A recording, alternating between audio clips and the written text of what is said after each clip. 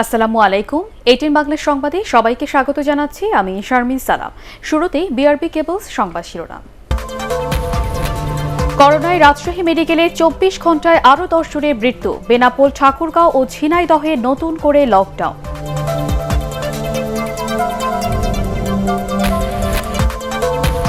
পরিমণির মামলায় গ্রেপ্তারকৃতদের কাছ থেকে গুরুত্বপূর্ণ তথ্য মিলেছে জানিয়েছে ডিবি। ক্লাবগুলোতে কি হচ্ছে তা নিয়ে সংসদে শোরগোল।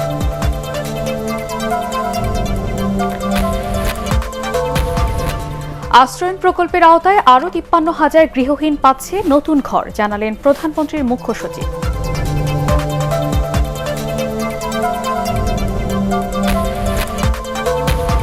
তীব্র যানজটে নাকাল নগরবাসী, যানবাহনের অতিরিক্ত চাপ আর অপরিকল্পিত উন্নয়ন কাজকে দায়ী করছেন ভুক্তভোগীরা।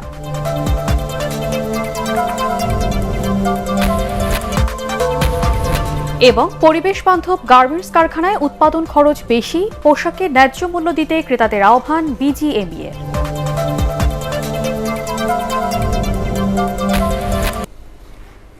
শুনছিলেন বিআরবি কেবলস সংবাদ শিরোনাম। এবারে বিস্তারিত। করোনা ও উপসর্গে 24 ঘন্টায় দেশের বিভিন্ন স্থান থেকে 28 জনের মৃত্যুর খবর পাওয়া গেছে। এর মধ্যে রাজশাহী মেডিকেল কলেজ হাসপাতালে মারা গেছেন 10 জন। তাদের মধ্যে রাজশাহী 7 জন এবং চাঁপাইনবাবগঞ্জ, নাটোর ও নওগাঁর 3 জন। 24 ঘন্টায় নতুন শনাক্ত হয়েছেন 89 জন।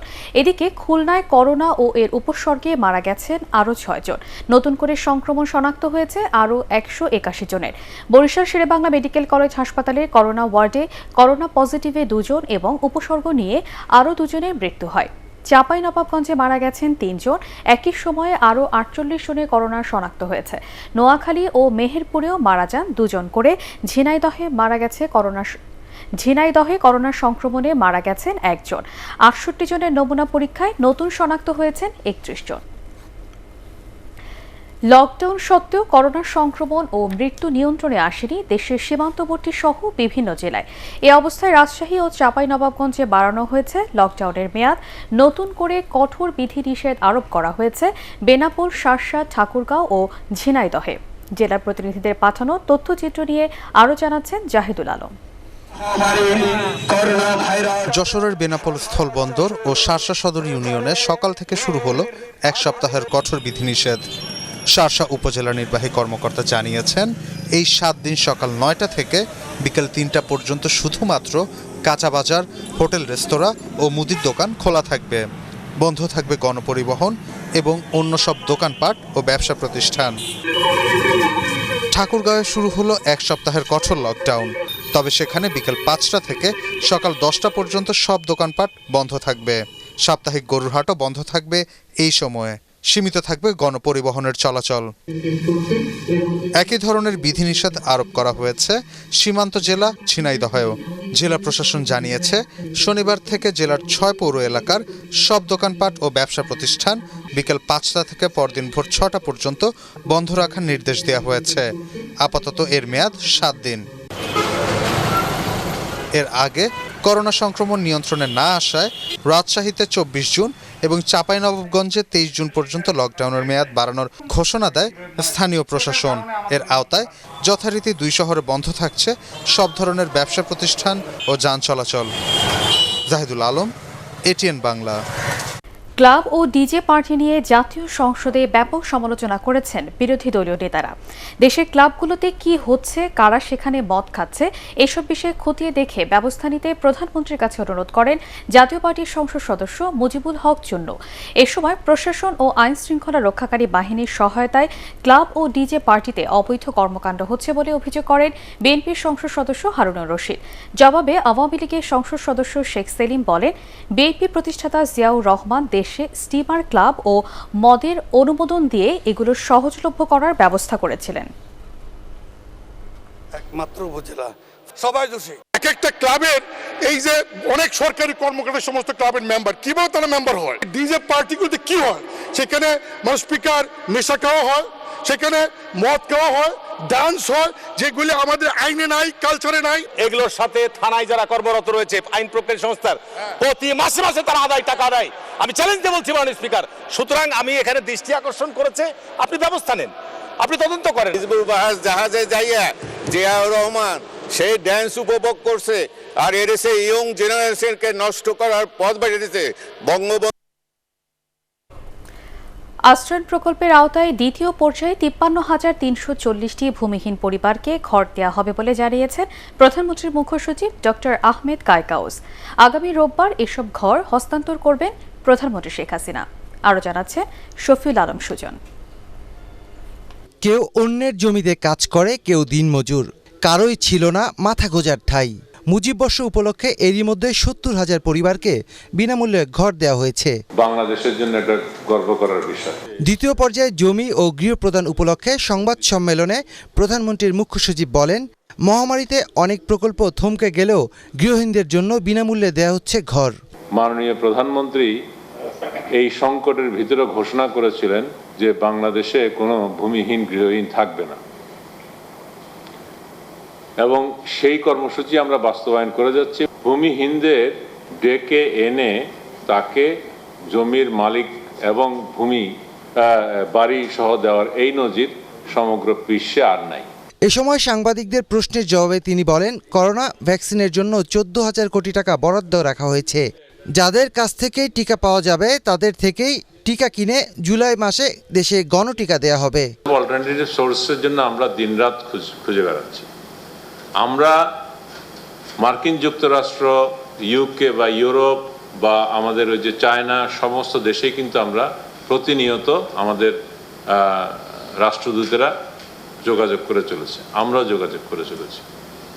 এখন ইতিমধ্যে আমরা কয়েকটা দেশের সঙ্গে কথা বলেছি, আমরা প্রত্যাশা করতেছি খুব দ্রুত আমরা পাবো, এবং আমরা কিন্তু অনেক দূর এগিয়েছি। আমরা প্রত্যাশা করছি যে জুলাই মাস থেকে আমরা হয়তো আবার মাস স্কেলে শুরু করতে পারবো। ভ্যাকসিন উৎপাদক দেশগুলো প্রতিশ্রুতি বাস্তবায়ন করছে না বলেও অভিযোগ করেন তিনি। শফিউল আলম সুজন, এটিএন বাংলা, ঢাকা। গত কয়েকদিনে তীব্র যানজটে নাকাল নগরবাসী। করোনা বিধিনিষেধ উপেক্ষা করে হঠাৎ করে যানবাহনের অতিরিক্ত চাপ আর অপরিকল্পিত উন্নয়ন কাজ যানজটের কারণ বলে মনে করছেন ভুক্তভোগীরা। সময় মতো কর্মস্থলে পৌঁছাতে না পেরে সবচেয়ে বিপাকে কর্মজীবী মানুষ। বিস্তারিত জানাচ্ছেন শফিকুল ইসলাম শামীম। রাজধানীর যানজট কোনো নতুন বিষয় না, তবে করোনা পরিস্থিতি আবারও যখন ঊর্ধ্বমুখী, ঠিক তখনই এ ধরনের যানজট নগরবাসীকে ভাবিয়ে তুলছে। সরকারি বিধিনিষেধের মধ্যে ঢাকামুখী মানুষের চাপ বাড়ায় দিন দিন যানজট অসহনীয় হয়ে উঠছে। অন্যদিকে উন্নয়ন কাজের দোহাই দিয়ে ঠিকাদারি প্রতিষ্ঠানগুলো বিভিন্ন সময় বন্ধ রাখছে গুরুত্বপূর্ণ অনেক সড়ক।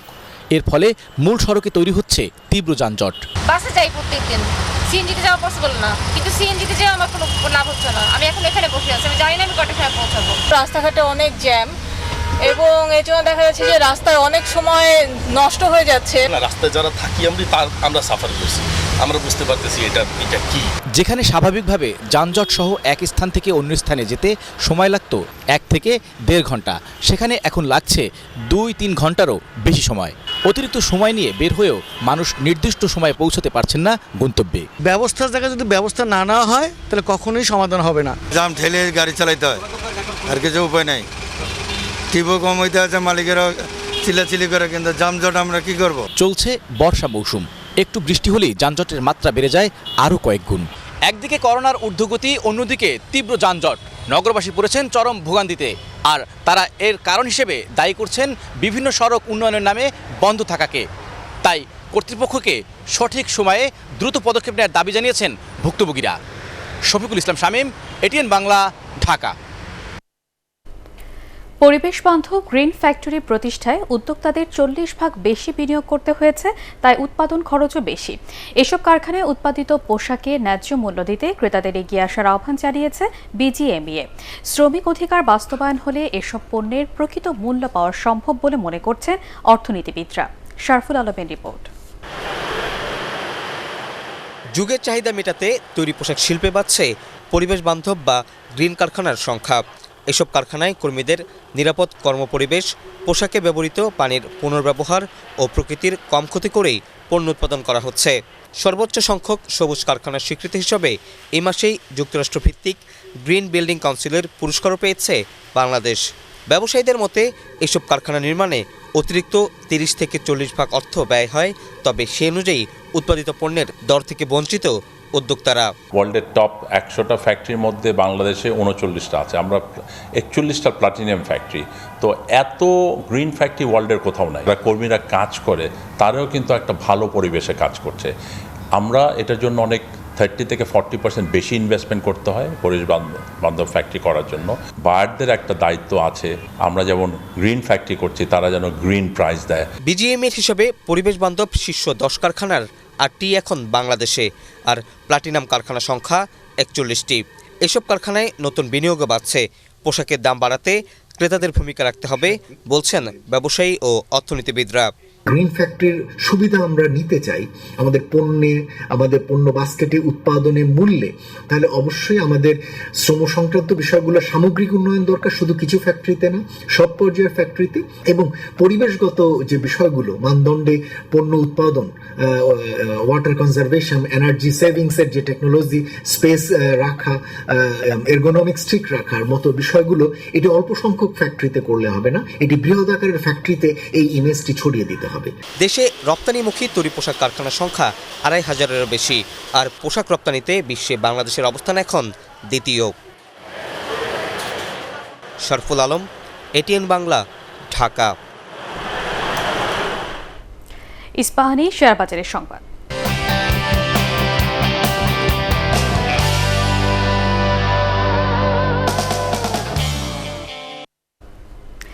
পুঁজিবাজারে তালিকাভুক্ত 3 কোম্পানি সমতা leather complex, ফনিক্স finance and investment এবং পপুলার লাইফ ইন্স্যুরেন্স লিমিটেডের পরিচালনা পর্ষদের সভার তারিখ ঘোষণা করা হয়েছে। আগামী 22 জুন বিকেল 4:30টায় সমতা লেদার এবং 24 জুন বিকেল 3টায় ফনিক্স ফাইন্যান্স ও পপুলার লাইফ ইন্স্যুরেন্সের সভা অনুষ্ঠিত হবে। সভায় কোম্পানিগুলোর বিগত বছরের আর্থিক প্রতিবেদন প্রকাশ করা হবে। এবারে আল আরাফা ইসলামী ব্যাংক অর্থ সংবাদ।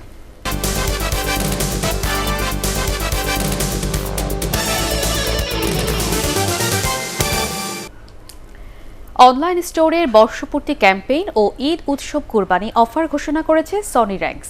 বর্ষপূর্তি ক্যাম্পেইন অফারে রয়েছে 72 ঘন্টার বিশেষ মূল্য ছাড়।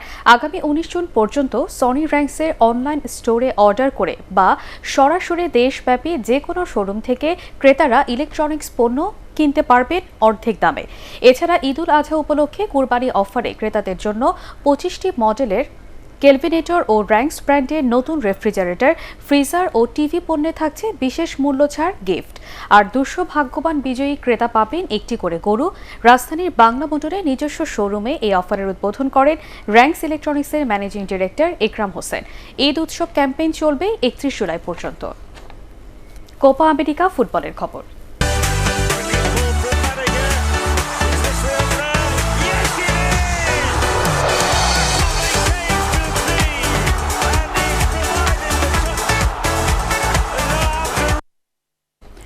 চার দিন বিরতির পর আবারও মাঠে ফিরছে কোপা আমেরিকা ফুটবল আসর। শুক্রবার সকাল 6টায় বি গ্রুপের ম্যাচে বর্তমান চ্যাম্পিয়ন ব্রাজিলের প্রতিপক্ষ পেরু। উদ্বোধনী ম্যাচে ভেনেজুয়েলাকে 3-0 গোলে বিধ্বস্ত করে দারুণ ফর্মে থাকার ইঙ্গিত দিলেও পেরুকে সমীহ করছেন সেলসাউদের কোচ তিতে। শুধু শক্তির বিচারে নয়, রেকর্ডের বিচারেও এগিয়ে থেকে রিও ডি জেনিরোয় খেলতে নামবে ব্রাজিল। দুই দলের 48 বারের মোকাবেলায় ব্রাজিলের 34 জয়ের বিপরীতে মাত্র 5টি ম্যাচ জিতেছে পেরু। এদিকে ব্রাজিলের বিপক্ষে ম্যাচ দিয়েই নিজেদের কোপা আমেরিকা মিশন শুরু করবে পেরু। কোচ করোনা আক্রান্ত হলেও দলের বাকিরা সুস্থ আছেন। গ্রুপের আরেক ম্যাচে রাত 3টায় কলম্বিয়ার মুখোমুখি হবে ভেনেজুয়েলা। এবারে পার্টেক্স খেলার খবর।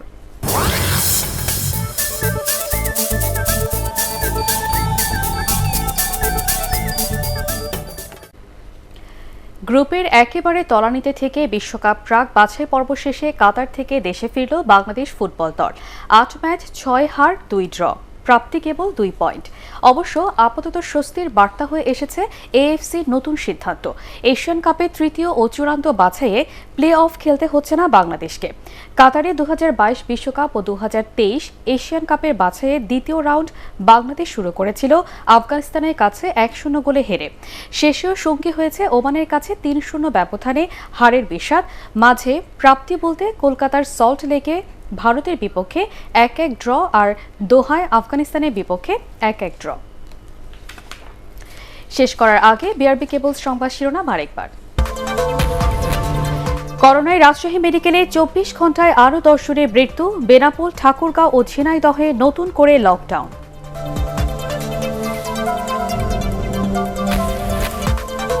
পরিমণির মামলায় গ্রেফতারকৃতদের কাছ থেকে গুরুত্বপূর্ণ তথ্য মিলেছে, জানিয়েছে ডিবি। ক্লাবগুলোতে কি হচ্ছে তা নিয়ে সংসদে শোরগোল।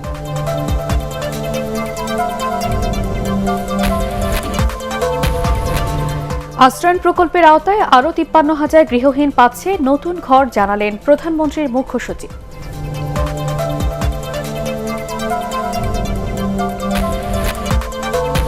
তীব্র যানজটে নাকাল নগরবাসী, যানবাহনের অতিরিক্ত চাপ আর অপরিকল্পিত উন্নয়ন কাজকে দায়ী করছেন ভুক্তভোগীরা।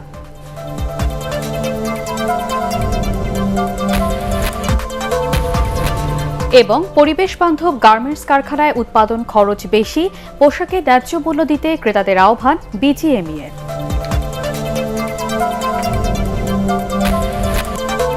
পরবর্তী সংবাদ দেখার আমন্ত্রণ জানিয়ে এখনকার মতো শেষ করছি। করোনা ভাইরাস থেকে নিজেকে সুরক্ষিত রাখতে মাস্ক পরুন, বারবার হাত পরিষ্কার করুন। এটিএন বাংলা সংবাদ ইউটিউবে দেখতে ব্রাউজ করুন youtube/এটিএন বাংলা নিউজ।